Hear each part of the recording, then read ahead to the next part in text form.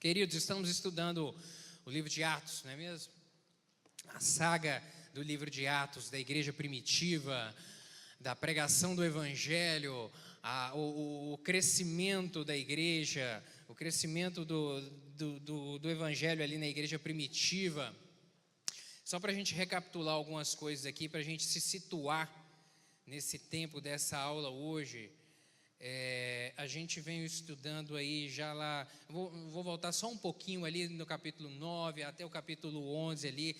O capítulo 9 é a respeito de Pedro sendo usado com poder e graça pelo Senhor.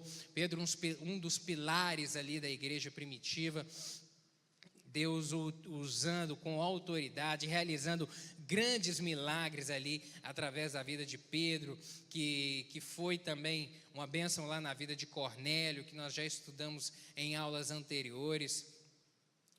Depois estudamos aí no capítulo 11, capítulo 12, a expansão da igreja e a oposição por parte do inimigo, a igreja alavancando, rompendo grilhões, em razão da perseguição que estava ocorrendo ali em Jerusalém. Os cristãos judeus saíram por toda a região ali da Judéia, da Galiléia, de Samaria, pregando o evangelho. Então, o evangelho foi e também começou a resistência.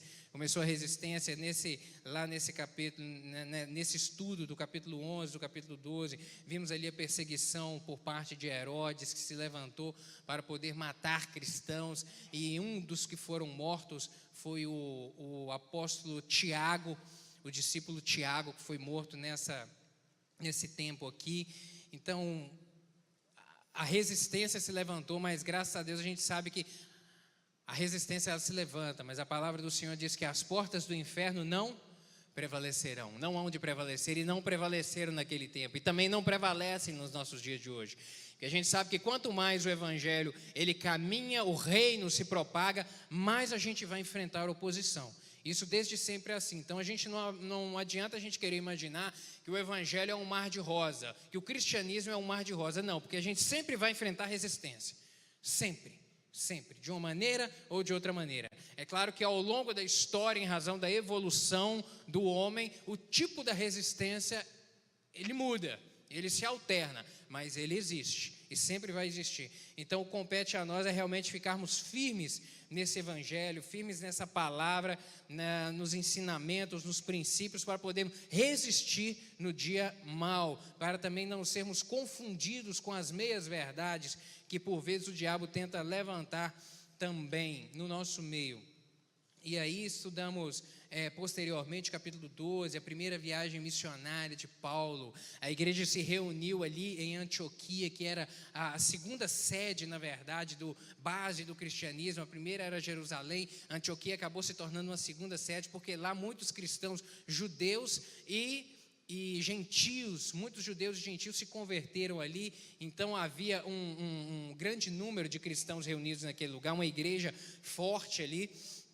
E os irmãos lá oraram e tiveram o discernimento pelo Espírito Santo de enviar Paulo e Barnabé para poderem sair para visitar outras cidades, para visitar cristãos em outras cidades e proclamar o evangelho da verdade, para que o reino fosse avançando ainda mais. E isso aconteceu. A gente estudou também que no meio dessa viagem, João Marcos, que era sobrinho de Barnabé, deixou ali a turma e retornou para Antioquia. A Bíblia não registra por qual razão isso aconteceu, por qual motivo que levou João Marcos a tomar essa decisão. Depois estudamos ali no capítulo 15 de Atos, o concílio em Jerusalém, com o crescimento do evangelho e com o evangelho chegando aos gentios e muitos gentios se convertendo. Ali, principalmente em Antioquia, um número grande de gentios, alguns judeus radicais, fariseus, que guardavam a lei de uma forma mais radical, de Jerusalém, partiram até Antioquia e chegaram lá na igreja de Antioquia e começaram a falar: olha, os apóstolos e os anciãos e os líderes da igreja lá em Jerusalém disseram que além de reconhecer Jesus Cristo, é necessário também guardar algumas coisas, é necessário guardar algumas coisas da lei, é necessário fazerem a circuncisão, é necessário guardarem algumas coisas da tradição dos judeus, algumas coisas que estão na lei mosaica. Isso também faz parte do conjunto de obras que tem que ser feito para poder alcançar a salvação em Jesus Cristo. E Paulo fala, não, isso está errado. Isso não é o Evangelho de Jesus Cristo, não é isso não. Os ensinamentos de Jesus Cristo não passam por aí não. Jesus Cristo é suficiente para a salvação. É suficiente. E aí nesse momento, em razão desse grande crescimento, dessa discussão entre os judeus radicais e perseguindo, na verdade, ali os irmãos, isso tudo, gente, aconteceu dentro da mesma igreja. Isso foi gente de fora que entrou na igreja, não. Isso foram cristãos. Os cristãos judeus falando com os cristãos gentios, olha, vocês precisam de circuncidar, vocês precisam de seguir também a lei mosaica, algumas coisas da lei para alcançar a salvação. Isso tudo aconteceu dentro da igreja. E aí Paulo, então, vem a Jerusalém, ali em Jerusalém acontece o concílio, onde os apóstolos, Pedro, Tiago, irmão de Jesus, participou também, o próprio Paulo, Barnabé e outras lideranças, os anciãos, líderes da igreja, ali participaram dessa grande reunião, onde eles sentaram numa mesa redonda para poder discutir, olha, Jesus é suficiente ou precisa de mais alguma coisa para alcançar a salvação? E aí decidiram, não, a salvação, ela vem pela graça, a salvação é pela fé em Jesus Cristo, e não há nada que o homem venha fazer que ele seja merecedor dessa dádiva. Nada que ele venha fazer, nenhuma bondade, nenhum gesto de doação, de se dar, nada que o homem venha fazer venha torná-lo merecedor, digno de alcançar isso. A salvação é pela graça, pela misericórdia e pela graça de Jesus Cristo, tão somente. Então apenas reconhecendo salvação somente pela graça e somente pela fé em Jesus Cristo. E aí, prosseguindo mais, a gente estudou logo em seguida sobre a segunda viagem missionária de Paulo aí no capítulo 16, o avançar ali, um segundo momento, onde aqui agora ele se ajunta, ele chama Barnabé, que foi o seu companheiro da primeira viagem, fala, vamos junto, Barnabé, para essa segunda empreitada. Barnabé fala, vamos junto, mas eu quero levar João Marcos, o meu sobrinho, com a gente. Aí acontece um pequeno atrito, uma divergência, porque Paulo fala, olha, eu não quero levar ele não, ele deixou a gente no caminho, é uma viagem longa, uma viagem árdua, a gente não sabe para onde é que a gente vai, o que a gente vai enfrentar pela frente de perseguição, de oposição, e ele deixou a gente uma vez, eu não quero ter esse dissabor novamente. E Barnabé, na verdade, Barnabé era um paizão, alguém que sempre tinha uma bondade extrema no coração e de uma vontade de sempre acreditar nas pessoas e de impulsionar as pessoas a produzirem, a crescer. Não, vai dar certo, vamos junto. Barnabé tinha esse perfil, nós já estudamos isso em aulas anteriores. E Barnabé então falou, olha, eu vou dar mais uma segunda chance a João Marcos. Então eu vou para um lado e você, Paulo, vai para outro. Paulo então chama Silas e vai ele, Silas e Lucas também para a segunda viagem missionária. Ali eles caminham pela região da Macedônia, Filipos, Tessalônica, Bereia, chegam até Atenas e depois retornam. E aí na aula seguinte, capítulo 18, nós estudamos sobre a terceira viagem missionária, o desafio das grandes cidades, as grandes metrópoles daquele tempo, onde Paulo foi pregar o Evangelho, que foi Corinto, Éfeso, Mileto. Então, cidades de extrema importância, grandes cidades muito populosas naquele tempo, em que a pregação do Evangelho ali serviria não somente para poder influenciar o povo daquele lugar, mas porque eram cidades de grande tráfego de pessoas, o Evangelho também iria se erradicando para outras localidades em razão daqueles que passavam por ali. E interessante, um fato bastante curioso, abra sua Bíblia aí no capítulo 19 de Atos, que foi estudado na semana passada. Paulo sendo usado com poder e graça aí no verso 11 do capítulo 19, e Deus pelas mãos de Paulo fazia maravilhas extraordinárias, de sorte que até os lenços e aventais se levavam do seu corpo aos enfermos, e as enfermidades fugiam deles, e os espíritos malignos saíam.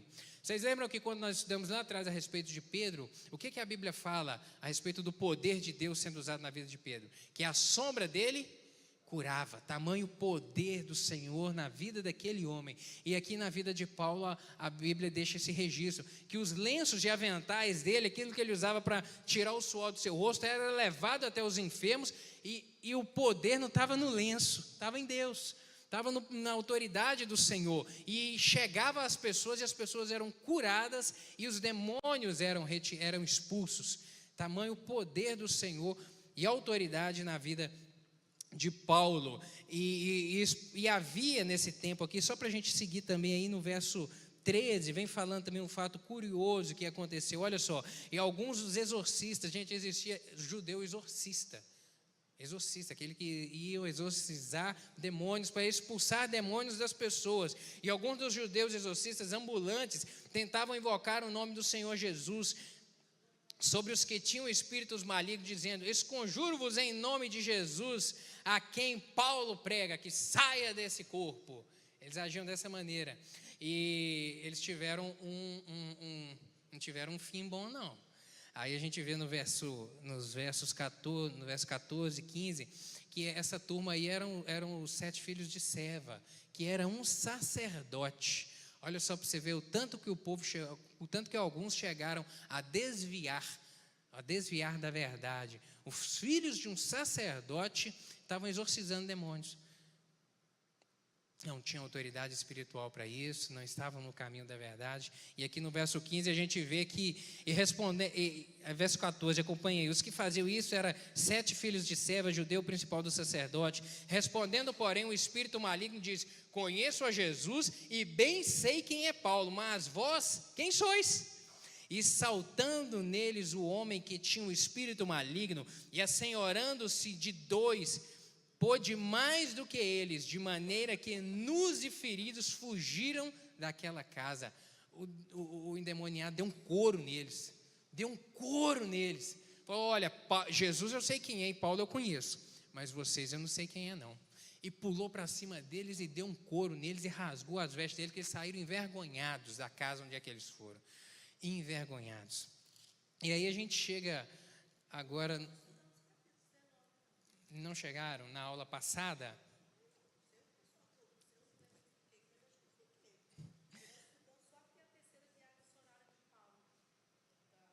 Então não chegaram a comentário isso então, mas é porque a lição passada vai pela terceira viagem missionária de Paulo até o capítulo 20, porque hoje nós vamos estudar o capítulo 21. Abra sua Bíblia aí no capítulo 21, que nós vamos começar por aí hoje, que vamos estudar a prisão e a defesa de Paulo. Paulo, mais uma vez preso. Meu Deus do céu, como esse homem sofreu, como ele foi perseguido. E hoje nós vamos estudar um pouco mais a respeito disso. Por favor, abra sua Bíblia aí.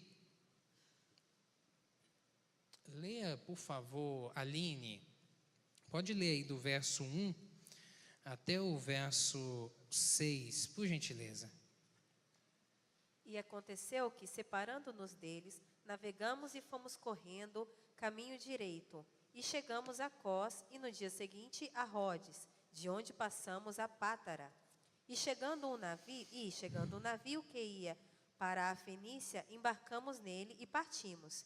E indo já à vista de Chipre, deixando-o à esquerda, navegamos para a Síria e chegamos a Tiro, porque o navio havia se descarregado ali. E achando os discípulos, ficamos ali 7 dias. E eles, pelo Espírito, diziam a Paulo que não subisse a Jerusalém. E havendo passado ali aqueles dias, saímos e seguimos nesse nosso caminho, acompanhando-nos todos com suas mulheres e filhos até fora da cidade. E, postos de joelhos na praia, oramos. E despedindo-nos uns dos outros, subimos ao navio e eles voltaram para suas casas. Amém. Um dos propósitos da viagem de Paulo, dessa viagem de Paulo até Jerusalém, era levar a oferta aos judeus, aos cristãos judeus, a oferta dos irmãos gentios cristãos, trazê-lo até aos irmãos judeus aqui de Jerusalém. Este era um dos propósitos dessa viagem dele. E Paulo sabia que o futuro lhe reservava cadeias, ele reservava sofrimento, ele reservava prisão. Por que disso? Volta um pouquinho aí, Atos 20, verso 22 e verso 23, diz assim. Volta só uma folha aí. E agora, eis que ligado eu pelo Espírito, vou para Jerusalém, não sabendo o que lá me há de acontecer, senão o que o Espírito Santo, de cidade em cidade, me revela, dizendo que me esperam prisões e tribulações, mas em nada tenho a minha vida por preciosa. Verso 24, contanto que cumpra com alegria a minha carreira e o ministério que recebi do Senhor Jesus, para dar testemunho do Evangelho da graça de Deus. Paulo já tinha recebido do Senhor a direção, através do Espírito Santo, a direção de prosseguir até Jerusalém. Ele já tinha essa convicção no seu coração, esse discernimento, ele já tinha certeza que o Senhor já havia o direcionado para esse rumo, para essa empreitada. E o Senhor, ao longo da trajetória, como ele disse, de cidade em cidade onde ele ia passando, o Senhor já ia avisando, já ia preparando ele, e alertando, Paulo, olha, você está indo a Jerusalém, mas lá vai ser lugar de prisão, lá vai ser lugar de sofrimento, lá vai ser lugar de dificuldade. O Senhor já vinha alertando a ele. E Paulo, inclusive, quando a gente verifica lá em Romanos, capítulo 15, verso 30 e 31, Paulo chega a pedir oração à igreja de Roma para não ser morto pelos rebeldes nessa arriscada viagem que era até Jerusalém. E aí a gente vê então ele em Mileto, em Tiro, a viagem de Mileto a Tiro. Em Tiro, a gente viu aqui no verso 4, capítulo 21, verso 4, que ele mais uma vez recebeu um novo aviso do Senhor, um novo recado. Olha, irmãos direcionados pelo Espírito do Senhor, alertando, olha, em Jerusalém haverá perseguição, Paulo, em Jerusalém. E os irmãos que recebiam, os profetas do Senhor, que nesse tempo recebiam essa palavra, eles falavam, e eles transmitiam o recado e por si próprio faziam um alerta. Paulo, o Senhor está te avisando isso, olha, em Jerusalém você vai enfrentar sofrimento e perseguição. Aí de outro lado eles iam falar, aqui, não vai então não.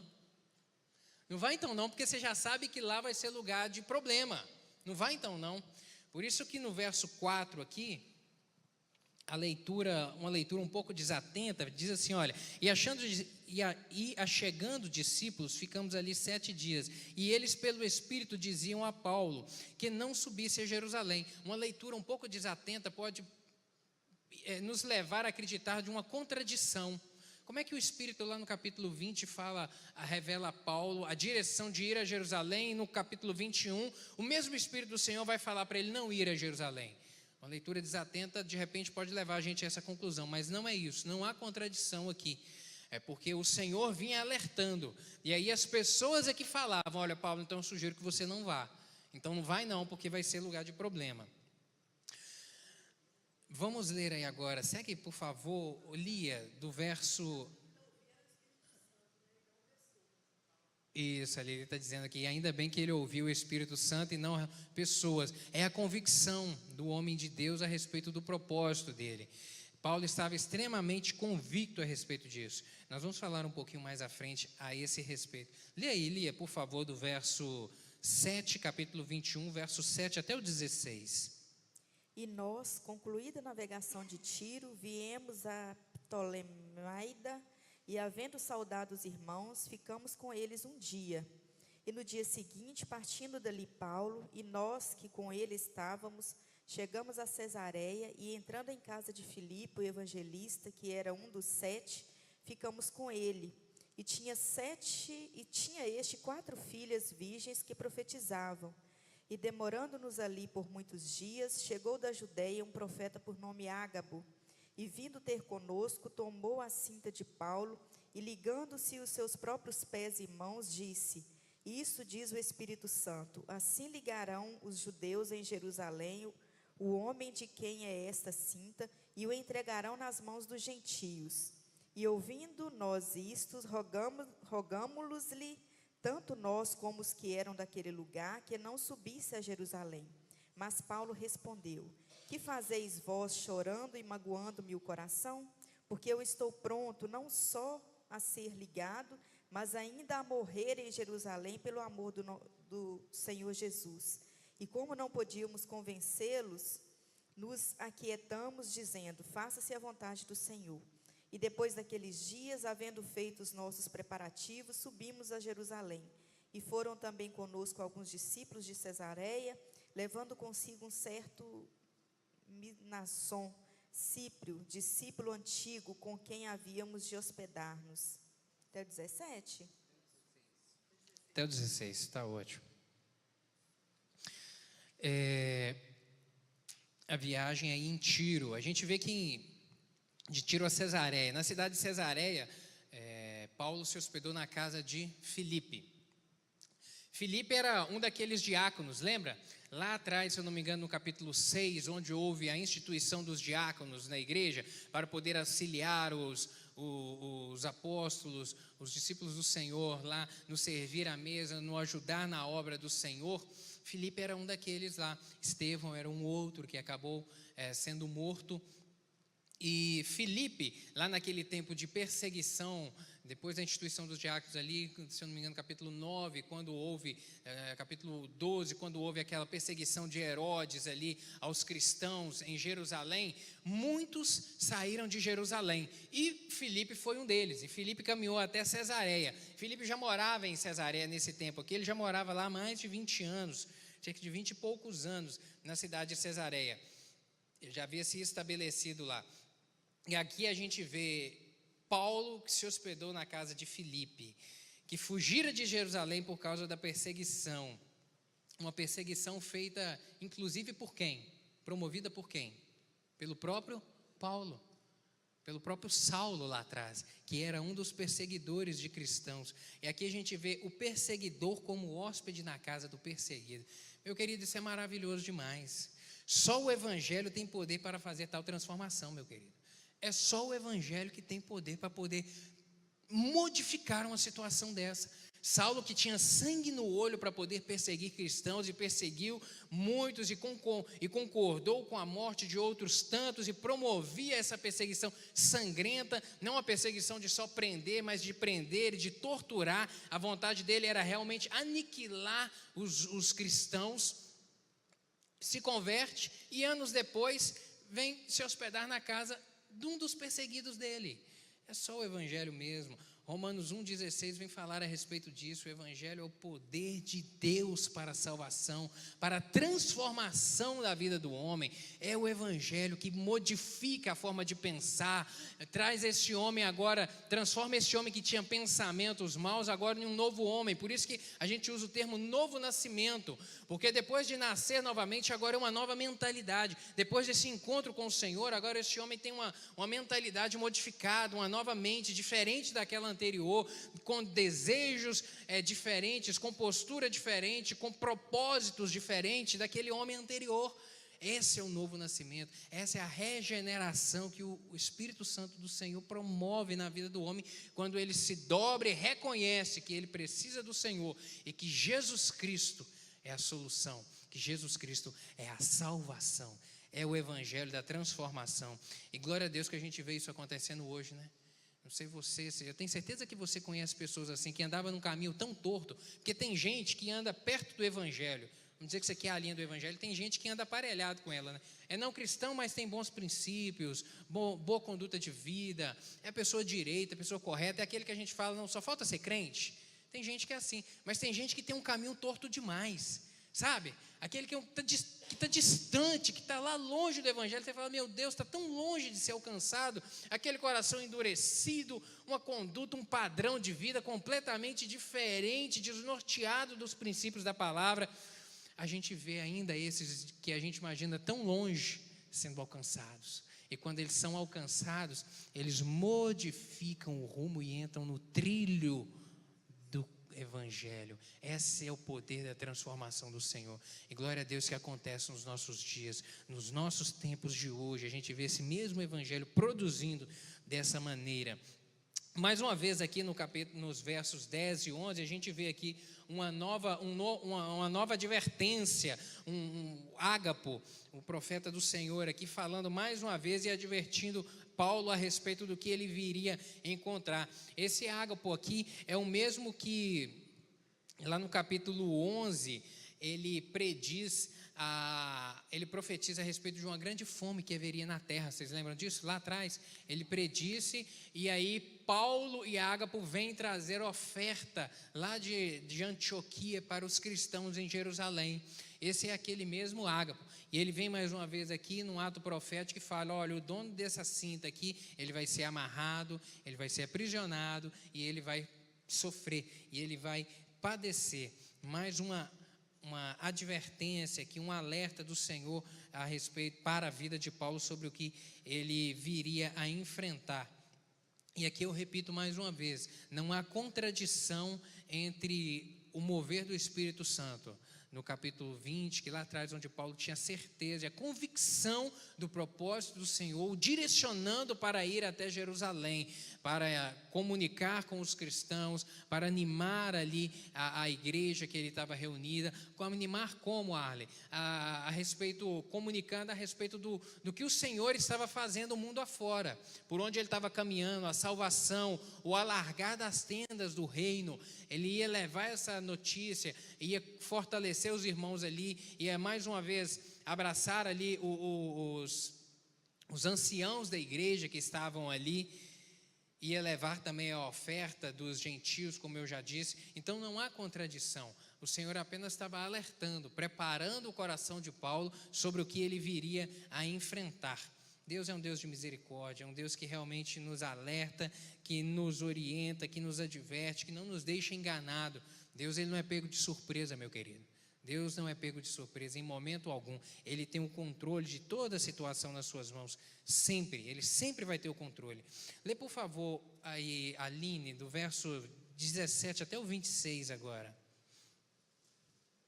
E logo chegando a Jerusalém, os irmãos nos receberam de muita boa vontade. E no dia seguinte, Paulo entrou conosco em casa de Tiago, e todos os anciãos vieram ali. E havendo os saudados, contou-lhes por miúdo o que por seu ministério Deus fizera entre os gentios. E ouvindo-o eles, glorificaram ao Senhor e disseram-lhe: bem vês, irmãos, que milhares de judeus há que creem, e todos são zeladores da lei. E já acerca de ti foram informados de que se ensinas todos os judeus que estão entre os gentios a apartarem-se de Moisés, dizendo que não devem circuncidar seus filhos, nem andar segundo o costume da lei. Que faremos, pois? Em todo o caso é necessário que a multidão se ajunte, porque terão ouvido que já és vindo. Faze, pois, isto que te dizemos. Temos 4 homens que fizeram voto. Toma este contigo e santifica-te com eles, e faze por eles os gastos para que rapem a cabeça, e todos ficarão sabendo que nada há daquilo que foram informados acerca de ti, mas que também tu mesmo andes aguardando a lei. Todavia, quanto aos que creem dos gentios, já nos havendo escrito e acham por bem que nada disso observem, mas que só se guardem do que se sacrifica aos ídolos, e do sangue, e do sufocado, e da prostituição. A gente vê então que Paulo chega então a Jerusalém, uma viagem longa vindo de Cesareia. E primeira coisa que a gente vê aí é a acolhida calorosa da igreja, no verso 17, a forma amorosa como eles o receberam. A gente vê no verso 18 o encontro dele com a liderança. A gente vê o testemunho minucioso dele a respeito da obra da salvação aí nos versos 19, nos versos 20. No verso 21 até o verso 26, a gente vê uma ação preventiva de Tiago, uma orientação que Tiago dá a Paulo.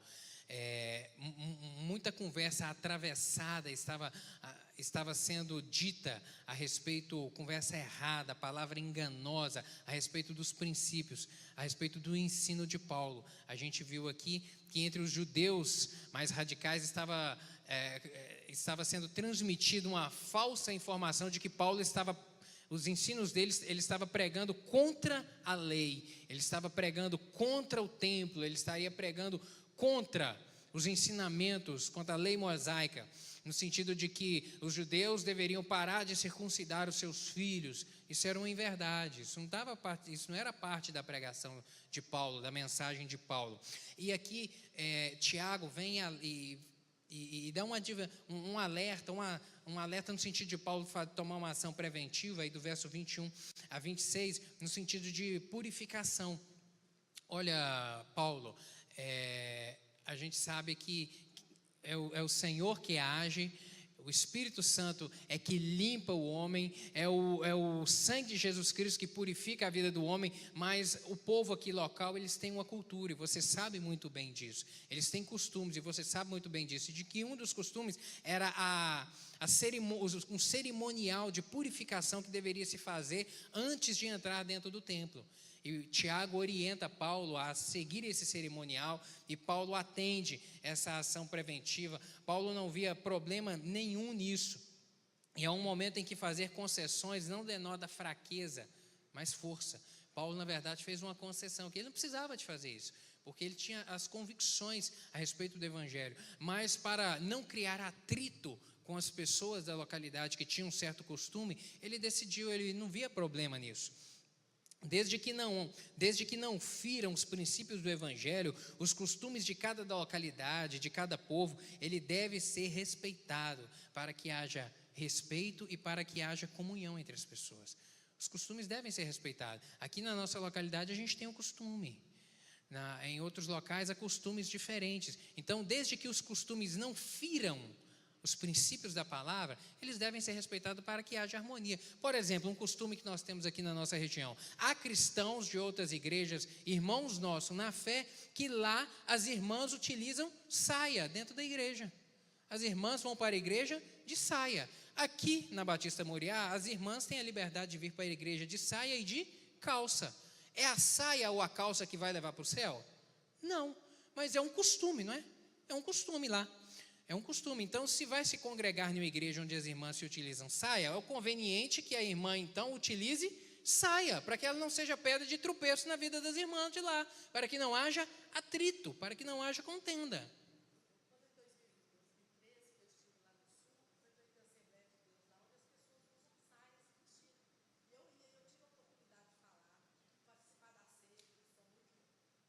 Uhum.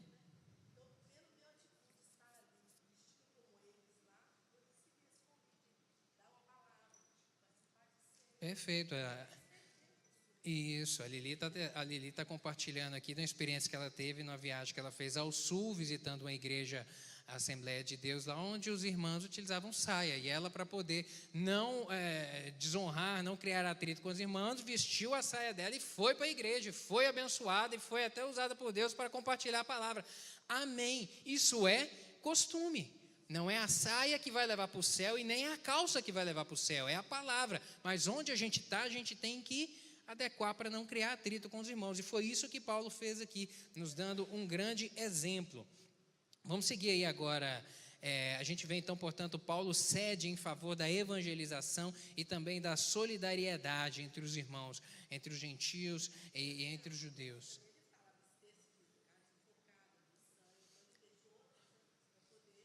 Isso aí implica o voto do Nazireu.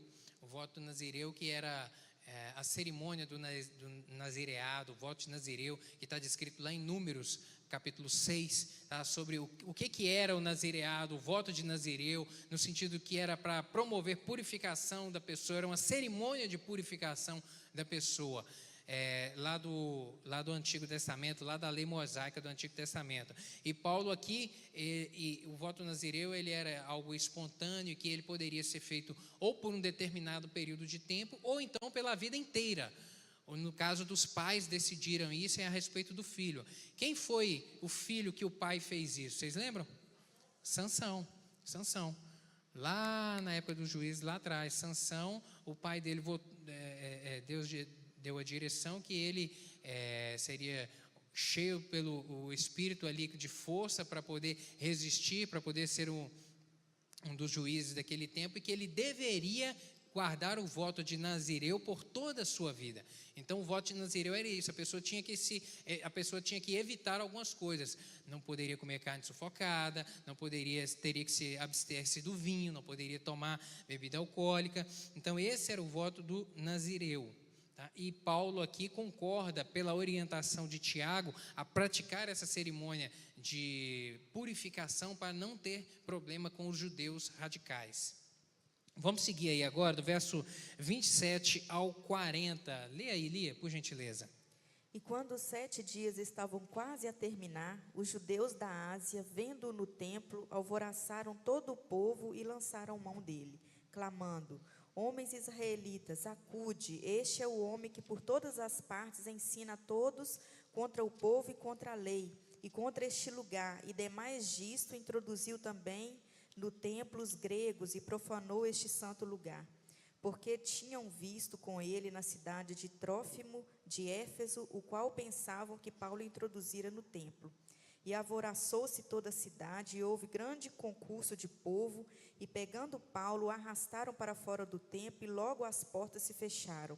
E procurando eles matá-lo, chegou ao tribuno da corte o aviso de que Jerusalém estava toda em confusão, o qual, tomando logo consigo soldados e centuriões, correu para eles. E quando viram o tribuno e os soldados, cessaram de ferir a Paulo. Então, aproximando-se o tribuno, e prendeu e o mandou atar com 2 cadeias. E lhe perguntou quem era e o que tinha feito. E na multidão uns clamavam de uma maneira, outros de outra. Mas como nada podia saber ao certo por causa do alvoroço, mandou conduzi-lo para a fortaleza. E sucedeu que, chegando às escadas, os soldados tiveram de lhe pegar por causa da violência da multidão, porque a multidão do povo seguia, clamando: mata-o. E quando iam a introduzir Paulo na fortaleza, disse Paulo ao tribuno: é-me permitido dizer-te alguma coisa? E ele disse: sabes o grego? Não és tu, porventura, aquele egípcio que antes destes dias fez uma sedição e levou ao deserto 4.000 salteadores? Mas Paulo lhe disse: na verdade que sou um homem judeu, cidadão de Tarso, cidade não pouco célebre na Cilícia. Rogo-te, porém, que me permitas falar ao povo. E havendo-lo permitido, Paulo, pondo-se em pé nas escadas, fez sinal com a mão ao povo, e feito grande silêncio, falou-lhes em língua hebraica. Continuar? Não, até aí tá bom. Nós vemos aqui a prisão de Paulo em Jerusalém. Nesse tempo aí estava acontecendo a festa de Pentecostes. A festa de Pentecostes, nós já falamos sobre ela alguns estudos atrás, era uma festa que reunia milhares de judeus. Reunia judeus de toda a região ali, de Judeia, de Samaria, de Galileia. Todos vinham a Jerusalém para esse momento de festejo. E aqui a gente viu nessa narrativa aí, a partir do verso 27, que os judeus incrédulos,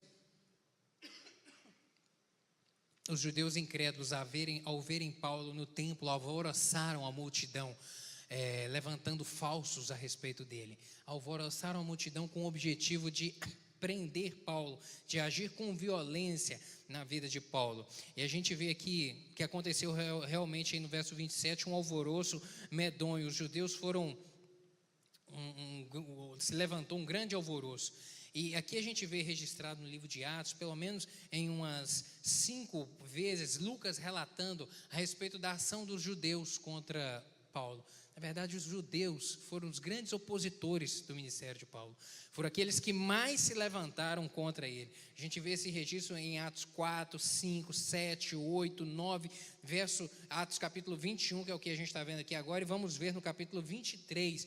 Então, por inúmeras vezes, os judeus se levantando para poder perseguir, provocar tumulto, provocar motim, aprisionar e linchar Paulo, como ele foi linchado nessa ocasião aqui. A gente vê aqui do verso 28 a 30, uma acusação falsa.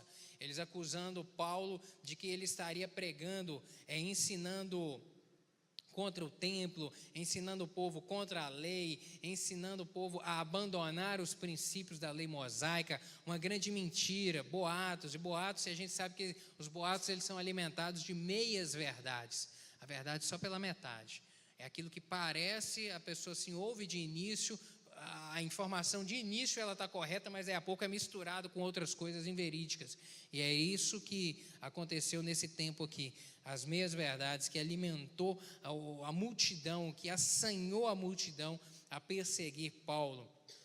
Paulo ele simplesmente defendia o direito de cada grupo ter os seus próprios pontos de vista.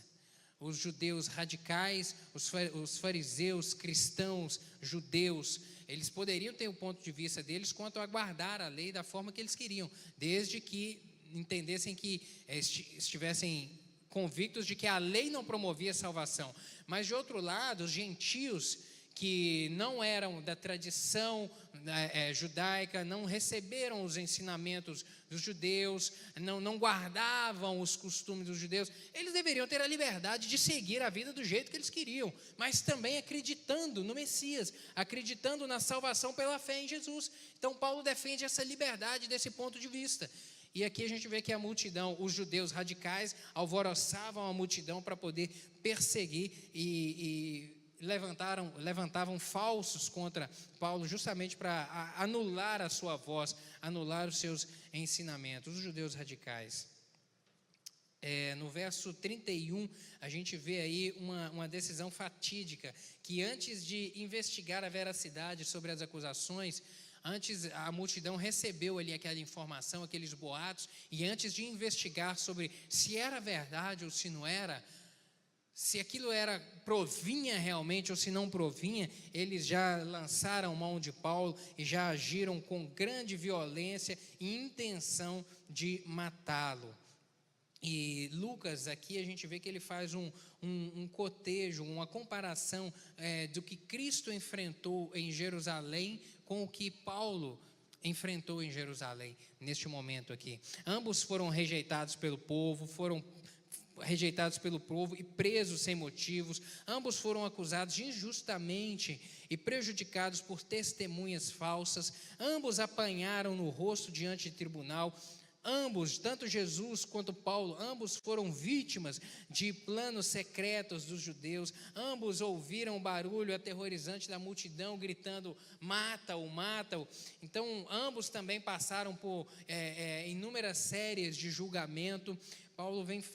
Lucas, na narrativa aqui do texto, ele vem fazendo essa comparação. E quando a gente rememora lá nos evangelhos, final do livro de Mateus, quando vem falar a respeito da morte de Jesus, da sua prisão e da sua morte, a gente vê que há realmente uma grande comparação entre essas duas histórias a respeito da perseguição.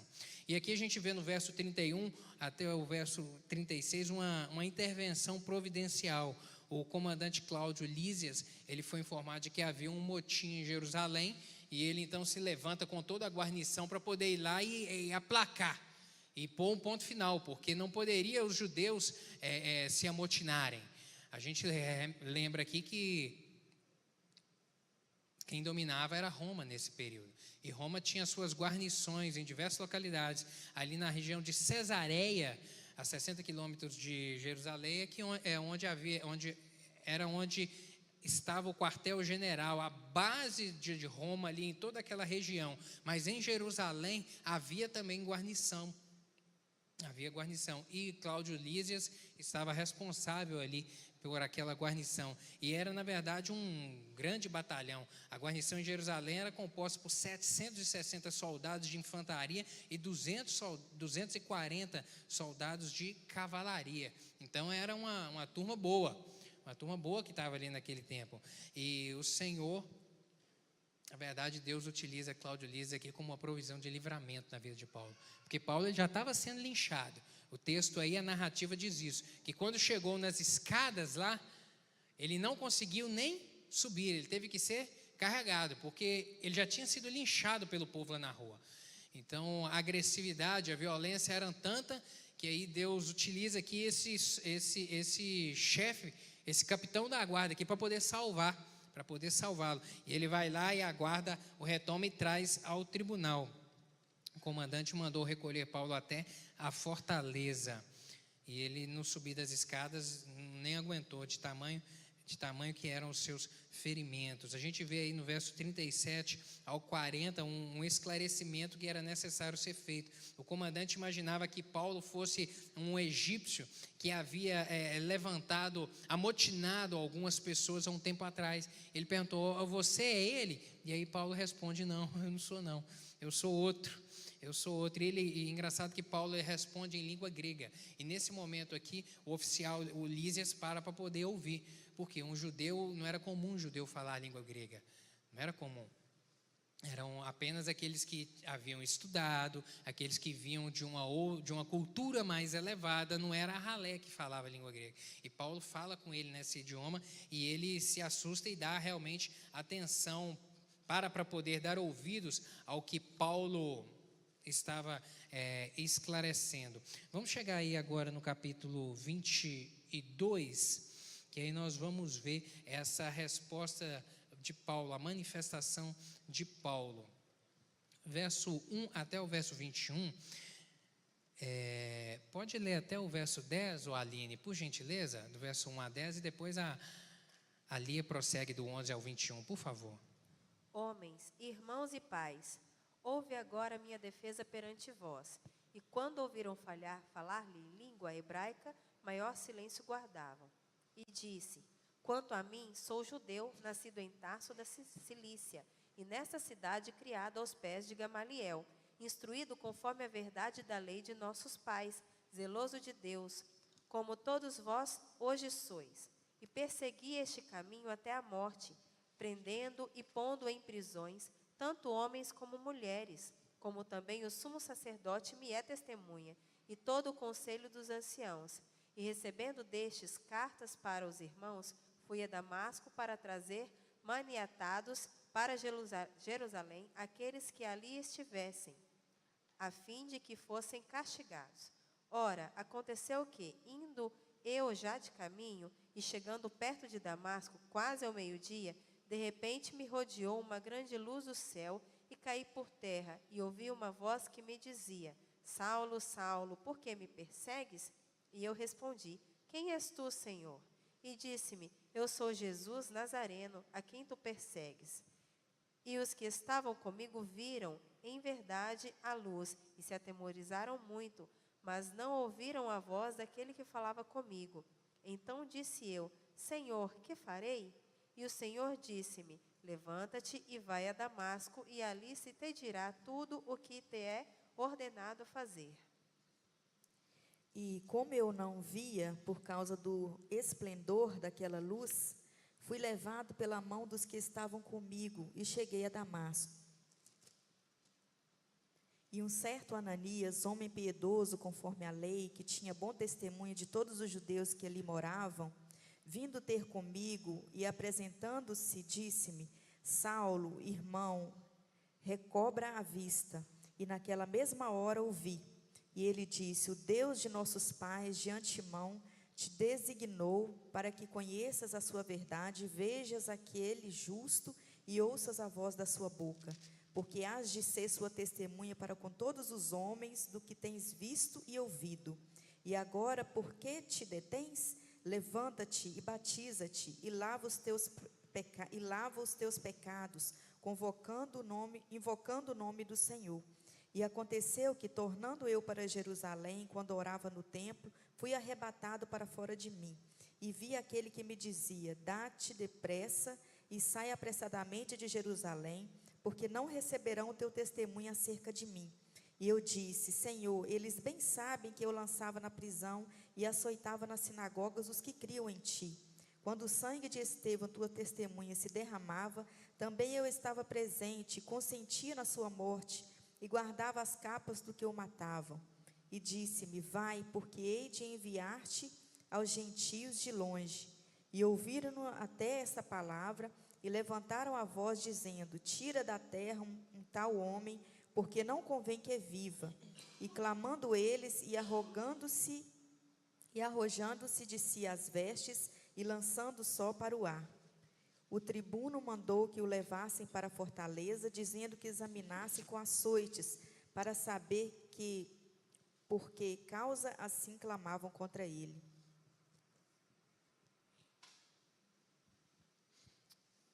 Leu até o 21? Não, tá jóia, tá jóia. Vamos prosseguir. Pode ler, pode prosseguir a leitura até o 29, por favor.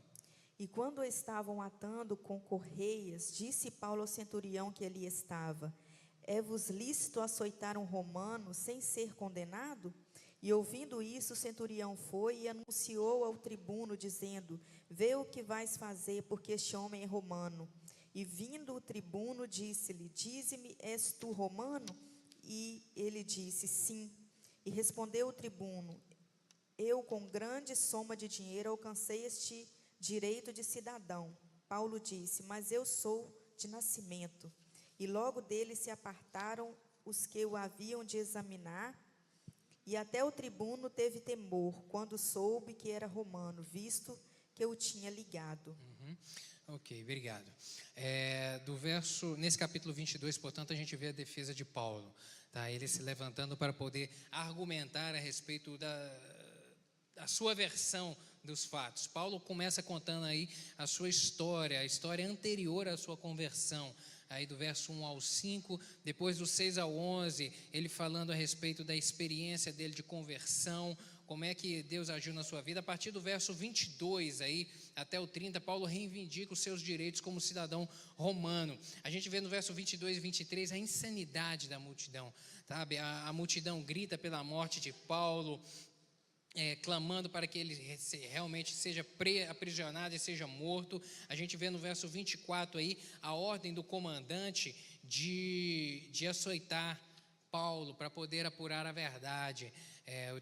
Essa atitude truculenta era um procedimento padrão para extrair a informação do prisioneiro, o açoite, e era algo extremamente violento. Extremamente violento.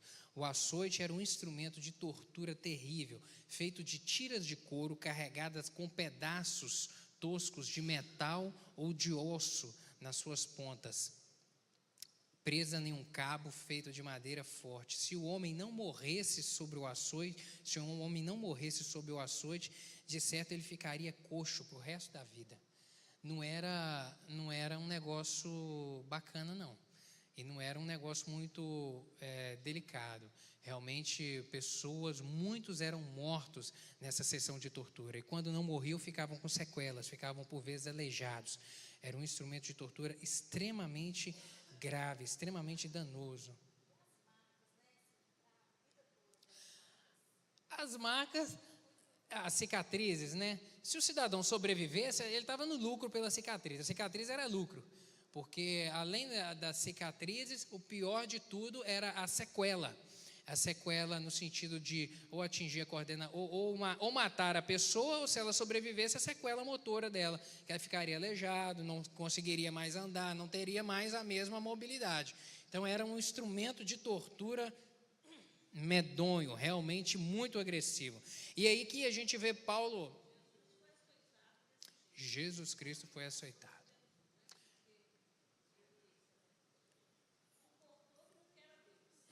A gente sabe disso, que Jesus Cristo, antes da sua morte ali, ele recebeu um açoite, que o açoite era dessa maneira aqui, tá? Aquela tira de couro presa com osso ou metal na ponta. Jesus Cristo foi extremamente fragilizado, tanto é que ele não conseguiu carregar a cruz. Tamanha era a sua fragilidade ali naquele momento. A gente vê aqui no verso 25, aí Paulo levanta para poder, na sua defesa, fazer um questionamento. Olha, é lícito um cidadão romano ser açoitado? Na hora que ele já estava sendo preso, imagina a cena, gente. ele já estava sendo atado ali, a gente não sabe como é que, se ele era amarrado com as mãos para cima ou com as mãos em algum tronco, mas na hora que ele estava sendo amarrado, ele olha para o soldado e fala: é lícito um romano, um cidadão romano ser açoitado sem um prévio julgamento? Isso não podia. Por quê? Porque existiam leis já determinando isso, proibindo, na verdade, isso de um cidadão romano ser preso. Existiam leis, como uma lei chamada Valéria. Era ilegal submeter um cidadão romano a açoites sem um julgamento regular. Há uma lei chamada Valéria, uma outra chamada Porcia, proibiam fustigação e até mesmo a algemação de um cidadão romano. Havia uma outra lei chamada de Júlia, que dava ao cidadão nas províncias o direito de apelar para Roma. Isso aqui, Jerusalém não era uma província de Roma? Mais na frente aqui a gente vai estudar, não hoje, mas em outras aulas, mas você certamente já leu esse texto, onde Paulo apela para Roma. É por conta dessa lei aqui, era um direito de um cidadão romano, que lá na província, por exemplo aqui Valadares, que é uma cidade do interior de Minas, pode-se, na nossa justiça normal, pode-se apelar, interpor um recurso em um processo ao tribunal em Belo Horizonte, ao tribunal em Brasília. Então era possível isso, nesse tempo aqui, de se apelar, um cidadão romano que, tendo sido julgado ali em algumas das províncias de Roma, apelar para Roma, para ser julgado lá pelo tribunal romano lá da capital. Então, Paulo depois vai utilizar também desse artifício, dessa possibilidade, desse direito. E dos versos 26 ao 29, a gente vê aí o medo do comandante. Tá? O comandante imediatamente parou: olha, então vamos soltar ele. Aí, no diálogo com o comandante, ele vem conversar: olha, a cidadania romana, ela era adquirida por direito, em razão da posição ou ofício, ou em razão do merecimento. Por alguma coisa que a pessoa fez ao governo, ao Império Romano, ele recebia, em contrapartida, o título de um cidadão romano. Então era apenas dessas duas maneiras: ou por merecimento, por serviço prestado, ou como um direito, em razão do ofício que ocupava. E a cidadania era um direito hereditário, era transmitido de pai para filho. E ela também poderia ser comprada, mas só que aqui o comprado não era um comprado na forma de um comércio legal de se comprar a cidadania. Esse comprar aqui, que até o Lísias faz referência, na verdade era suborno, era propina, tá? Era propina, era suborno, não era por uma taxa, mas pelo suborno a algum oficial corrupto, era que se poderia alcançar esse título. E Cláudio vem falar aqui que ele pagou uma grande quantia em dinheiro para poder obter esse título de cidadão romano. E Paulo vem falar: olha, mas eu tenho de nascença. Tá? Vamos prosseguir aí agora no capítulo 23, para a gente poder encerrar essa aula de hoje. Eu vou ler aqui um pouco mais rápido. Diz assim: E pondo Paulo os olhos no conselho, disse: varões, irmãos, até o dia de hoje tenho andado diante de Deus com toda boa consciência, mas o sumo sacerdote Ananias mandou aos que estavam junto dele que o ferissem na boca. Então Paulo disse: tu te ferirás, parede branqueada, tu estás aqui assentado para julgar conforme a lei, e contra a lei me mandas ferir? E os que ali estavam disseram: injurias os sumos sacerdotes de Deus? E Paulo disse: não sabia, irmãos, que era o sumo sacerdote, porque está escrito: não dirás mal do príncipe do teu povo. E Paulo, sabendo que uma parte era de saduceus e outra de fariseus, clamou ao conselho: varões, irmãos, eu sou fariseu, filho de fariseu, no tocante à esperança e ressurreição dos mortos julgado. E havendo dito isso, houve dissensão entre os fariseus e saduceus, e a multidão se dividiu, porque os saduceus dizem que não há ressurreição, nem anjo, nem espírito, mas os fariseus reconhecem uma e outra coisa. E originou-se um grande clamor, e levantando-se os escribas da parte dos fariseus, contendiam, dizendo: nenhum mal achamos neste homem, e se algum espírito ou anjo lhe falou, não resistamos a Deus. E havendo grande dissensão, o tribuno, temendo que Paulo fosse despedaçado por eles, mandou descer a soldadesca, para que o tirassem do meio deles e o levassem para a fortaleza. E na noite seguinte, apresentando-se-lhe, o Senhor lhe disse: Paulo, tem ânimo, porque como de mim testificaste em Jerusalém, assim importa que testifique também em Roma. Quando já era dia, alguns dos judeus fizeram uma conspiração e juraram, dizendo que não comeriam nem beberiam enquanto não matassem a Paulo. E eram mais de 40 os que fizeram essa conjuração. Estes foram ter com os principais dos sacerdotes e anciãos e disseram: conjuramo-nos sob pena de maldição. E a nada provamos até matarmos Paulo. Agora, pois, vós, com o conselho, rogai ao tribuno que vos traga amanhã, quando querendo saber mais alguma coisa de seus negócios, e antes que chegue, estaremos prontos para o matar. E o filho da irmã de Paulo, tendo ouvido acerca dessa cilada, foi e entrou na fortaleza e o anunciou a Paulo. E Paulo, chamando assim um dos centuriões, disse: leva este jovem ao tribuno, porque tem alguma coisa que lhe comunicar. Tornando ele, pois, o levou ao tribuno e disse: o preso Paulo, chamando-me a mim, me rogou que te trouxesse este jovem, que tem alguma coisa a dizer-te. E o tribuno, tomando-o pela mão e pondo-o à parte, perguntou-lhe em particular: que tens tu a contar? E ele disse: os judeus se concertaram rogar-te, amanhã leves Paulo ao conselho, como tendo algo a inquirir dele, mais alguma coisa ao certo. Mas tu não creias, porque mais de 40 homens dentre eles lhe andam armando ciladas, os quais se obrigam, sob pena de maldição, a não comerem nem beberem até que o tenham morto, e já estão apercebidos, esperando de ti promessa. Então o tribuno despediu o jovem, mandando-lhe que a ninguém dissesse que lhe havia contado aquilo. E chamando 2 centuriões, lhe disse: aprontai para as 3 horas da noite 200 soldados e 70 cavalos, e 200 lanceiros para irem até Cesareia. E aparelhai cavalgaduras, para que, pondo nelas o Paulo, o levem a salvo ao governador Félix. E escreveu uma carta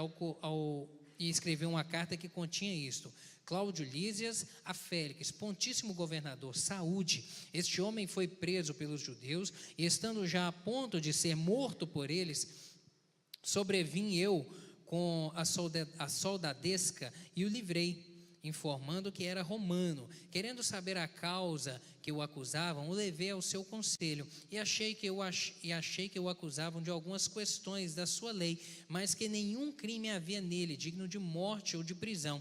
E sendo-me notificado que os judeus haviam de armar ciladas a esse homem, logo te enviei mandado também a acusadores que perante ti te digam o que tiverem contra ele. Passa bem. Tomando, pois, os soldados a Paulo, como lhe fora mandado, o trouxeram de noite a Antipátride. No dia seguinte, deixando aos de cavalo irem com ele, tornaram à fortaleza, os quais logo se chegaram a Cesareia e entregaram a carta ao governador. Lhe apresentaram a Paulo, e o governador, lida a carta, perguntou de que província era, e sabendo que era da Cilícia, e disse: ouvir-te-ei quando também aqui vierem os teus acusadores, e mandou que o guardassem no pretório.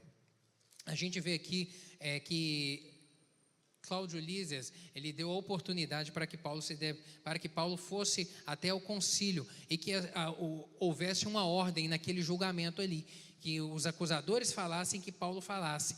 Os acusadores falaram, na hora que Paulo começou a falar, levantou-se um motim novamente, e Cláudio Lísias mais uma vez vai lá e precisa de haver uma intervenção militar para poder não deixar que ele fosse linchado. E traz-o até a fortaleza, e aí os homens tentam armar uma emboscada para matar Paulo nas vielas ali de Jerusalém. Tá, olha, o sumo sacerdote manda chamar, pede para o Cláudio Lísias trazer ele aqui amanhã para poder ser ouvido. E no meio do caminho a gente arma o cerco e dá o bote e mata Paulo. Esses homens estavam convictos disso. E aqui a gente vê uma intervenção do Senhor utilizando um jovem para poder desfazer toda uma armação que tinha o objetivo de matar o servo do Senhor. Tá? O jovem que era sobrinho de Paulo vai até ele, leva esse aviso e Paulo manda que ele seja ouvido, que esse garoto seja levado a Lísias, a Cláudio Lísias. Ele vai e o tribuno fala: olha, não dá mais para você poder ficar aqui não, e utiliza o aparato militar todo ali, a sua infantaria, a cavalaria, para poder promover salvação na vida de Paulo ali, para levar ele seguro até Cesareia, que é onde estava lá o governador, para ele poder ser ouvido lá. Tá? Então a gente vê aqui a provisão divina, mais uma vez, sendo levantada para poder promover proteção, para promover salvação. Deus é Deus que salva, meu querido. Deus é Deus de misericórdia, que não nos deixa, o Senhor não nos abandona, a gente não está sozinho, a gente pode enfrentar momentos de dificuldade. E a própria palavra do Senhor fala isso, o próprio Jesus Cristo disse isso: no mundo tereis aflições. E Paulo sabia de tudo isso aqui que ele estava passando, mas ele estava com o coração guardado em fé no Senhor, confiando no Senhor, sabendo que Deus ia enviar a provisão. A gente não vê em nenhum momento no discurso de Paulo aqui ele lastimando, ou ele apavorado, ou ele angustiado. Não, a gente vê um Paulo aqui seguro a respeito da sua posição, seguro a respeito da provisão do Senhor na sua vida. E é isso, meu querido, que eu e você temos que ter, vivendo o Evangelho, experimentando e caminhando com o Senhor, e tendo a certeza de que somos amados, de que somos queridos, de que a boa mão do Senhor nos sustenta, de que o propósito do Senhor se cumpre nas nossas vidas. Aquilo que o Senhor tem estabelecido, eu repito, o nosso Deus, Ele não é pego de surpresa.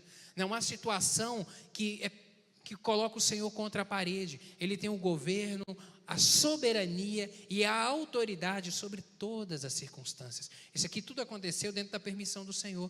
O Senhor não disse: Paulo, olha, você vai testemunhar de mim lá em Roma. Você vai. O caminho daqui até lá, quem é que ia providenciar? Deus. E Ele começou a providenciar aqui. Começou a abrir as portas, enviando proteção para que Paulo fosse levado de uma forma protegida até Roma. Deus é Deus que cuida. Deus é Deus que age. Amém? Vamos orar? Fecha seus olhos aí.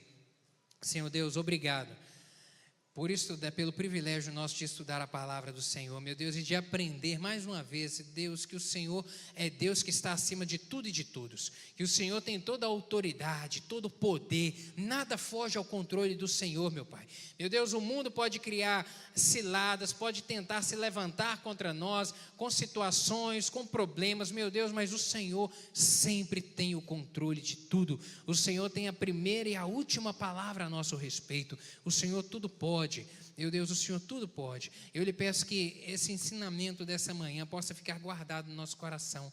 Meu Deus, no sentido de termos a certeza de que somos cuidados pelo Senhor e de que os planos e os propósitos do Senhor na nossa vida não podem ser impedidos por ninguém, porque o Senhor é que tem o controle de tudo. Obrigado por esse tempo de estudo, em nome de Jesus, meu Deus. Amém. Amém, querido.